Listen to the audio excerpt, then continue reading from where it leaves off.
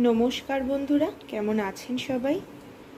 আজকে বিকেলবেলা একটু চাউমিন খেতে ইচ্ছা করছে, তাই এখন বানিয়ে ফেলছি ঘরে থাকা টুকটাক সবজি দিয়ে চাউ। দিয়ে দিলাম একটুখানি ভিনিগার,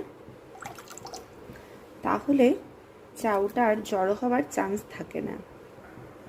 চাউটা দিয়ে দিয়েছি, এবার কিছুক্ষণ জলটায় সেদ্ধ হোক। চাউটা দেখো কতটা ছাড়া ছাড়া হয়েছে।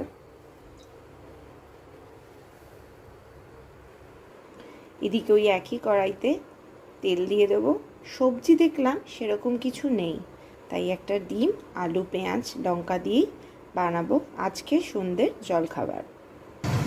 এখানে ডিমটা দিয়ে দিয়েছি, ডিমটাকে ভেজে নেব। নুন আর গোলমরিচ দিয়ে ডিমটাকে ভেজে নিলাম।